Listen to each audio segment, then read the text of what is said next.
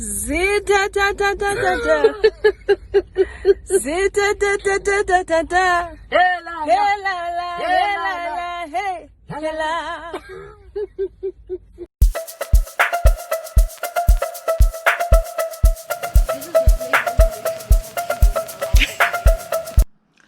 Hi everyone, welcome to my channel, Dobzandanzi. I hope that you liked the last video that I uploaded, and I hope that you'll like this one and you'll subscribe if you have not subscribed yet. And if you have, please share the video with your friends and have them subscribe. Okay, so today I just thought I was going to talk to you guys about how I came to be in Denmark from the first time I learned about the opportunity till now. So just before, I'll just give you guys a bit of a background and then get to the story. Last year, there was an opportunity through my employer to apply for a scholarship to study, to pursue a master's in Japan, which I applied for.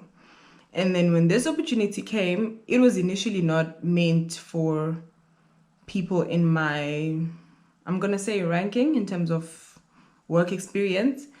But then I had shown that I was interested in going to study abroad. So my boss sent it to me and said I must try my luck and apply, which I did.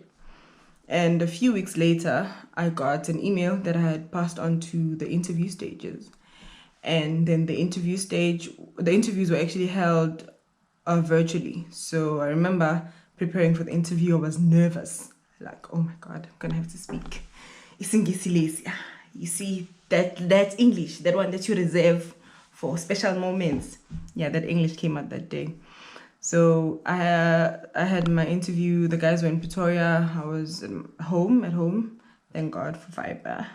I was worried that your internet mustn't disappoint me. But everything went well. So we had the interview. I think it was for about 20 minutes. They just wanted to know why I want to come study in Denmark. Am I actually interested enough that I want to, leave home all the way here? What are some of the things that are pushing me to go study?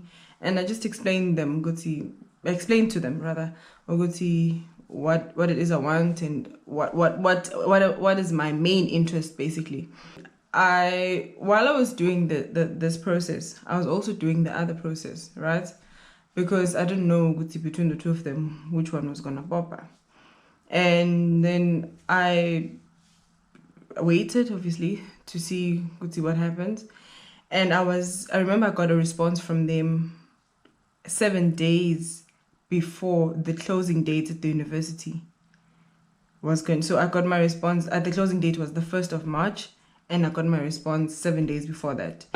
So I applied at the university. Luckily, everything's done online, so I was able to do the application quick. But then there were some things that they needed from UKZN. And at the time, towards the end of February, there was a strike at UKZN. So I couldn't get, I think they wanted a syllabus or something. I couldn't get that. I had to wait. But the lady that I spoke to, that I sent an email and said, look, I've started my application and this is my reference number. You need these documents, but I can't have them because there's currently a strike at UKZN. Can you wait? So she extended my deadline by a month and I was able to submit within that time. So I did that and I had to wait to see if the university accepts me. And then we had COVID. So that stopped a lot of the plans and I reconsidered end up of going to Asia. Luckily, the university accepted me into the program and I learned about that. Okay, my sponsor learned about it first before I got the emails. But then because of COVID, there was just so much uncertainty regarding whether we're still going to come or maybe things are going to be moved back to next year, 2021, Feb. There was just so much uncertainty. So we just waited and hoped for the best. So while that was happening, obviously when I learned about the opportunity, I told my family, I told my friends. It was exciting. I think my family was really excited for me.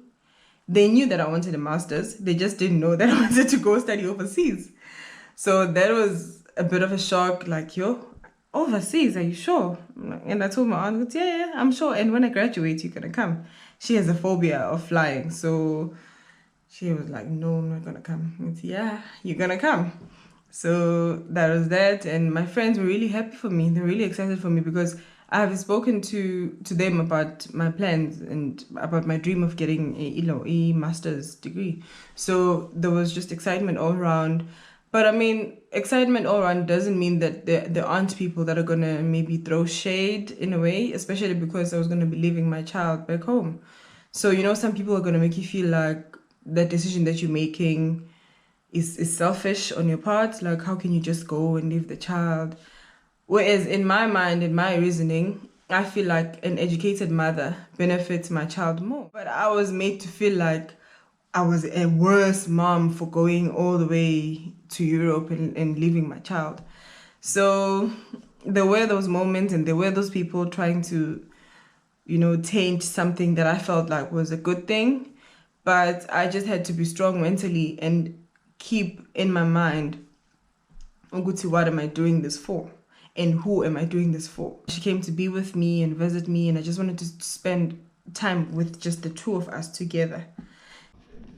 Shoot her, man. Shoot her, mama. It was so hard when she had to go. Okay, it was hard for me when she had to go, right? When she had to go, she was missing her grandmother. She couldn't wait for us to leave, and she was so grumpy because I kept on delaying and I kept on giving her hugs, and she just didn't want any of that. She just was ready. And her other cousin, Uhlelo, she just wanted to go, no Uhlelo.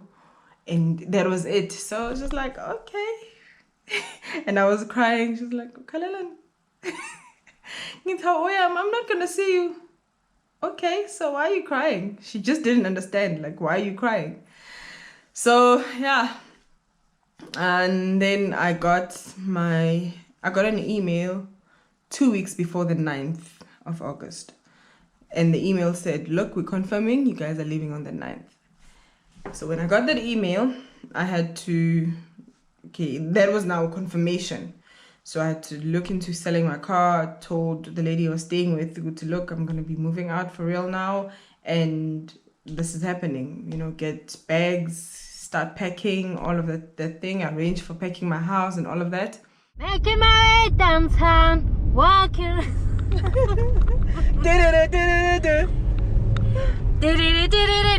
And I need you. And I miss you. Hey guys, so my sister and I just came back from visiting my mom's funeral.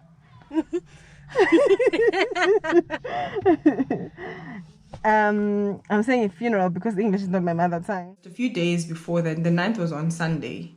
On Thursday, we got an email that said, Guti, because of COVID, there are no flights. The flights are not as regular. So they had to, find... I think we were on a repatriation flight that left on the 14th. So I had to also change my plans a bit around that. And then we moved the following week on Wednesday, on the 12th, everything moved home.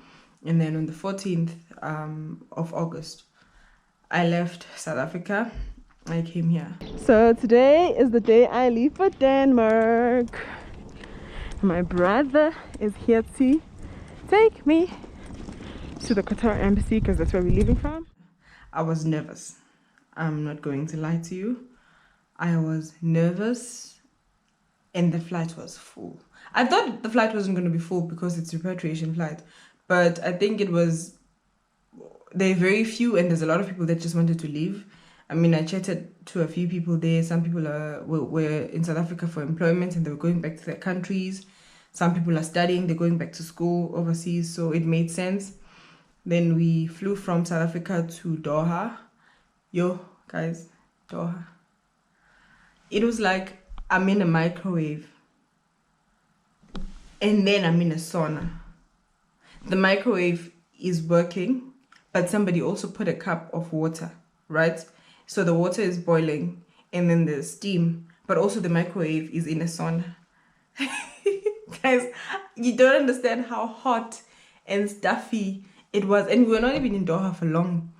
I wanted to see Doha because apparently the airport is really beautiful. So I wanted to see the airport, but because we delayed when we left Johannesburg, we just needed to just get to the connecting flights and leave.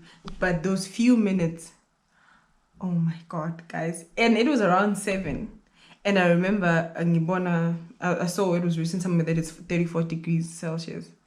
7 a.m. 34 degrees.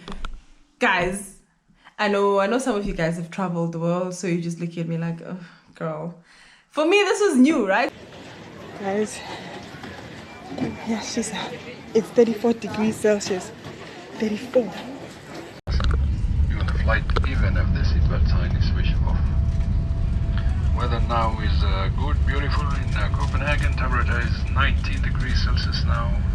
Weather forecast upon arrival. Beautiful weather, clear skies. Temperature reaching 27 degrees Celsius upon arrival. But yeah, the flight from Doha to Copenhagen, it wasn't that long. The one from Johannesburg to Doha was 8 hours 50 minutes, I think. And then from Doha to Copenhagen, it was about 6 hours something. And then from there, we had a layover here, 6 hours. We needed to do a COVID test at Copenhagen. And then some of the guys that we left with, that we left South Africa with, stay in Copenhagen. So they went to their place. And then me and this other guy came here to the city where I stay. So yeah, that was my experience. I've been here for a week and a half now as I'm recording this. When we first came, it was nice and sunny. There was a heat wave, Bekshisa. Now it rains all the time. And it's starting to get a bit chilly. It's not quite cold yet, but it's starting to get a bit chilly. Like, you can't just go out with just a top. You need to wear something on top. But I think I'll get used to it. The other thing that I didn't realize, I was told that I need to get a bicycle because Denmark is big on cycling. But I was like, nah, that's public transport. Yeah, I need to get a bicycle. I do. And it's not even a joke anymore. So yeah, I'm hoping that just gives you an idea of how everything played out, from learning about the scholarship to being here. And if there are any questions, maybe specific things that you guys want me to talk about, please write on the comments below, and I will try to make a video that addresses that. So thank you guys for staying and watching my video, and I hope to see you next time.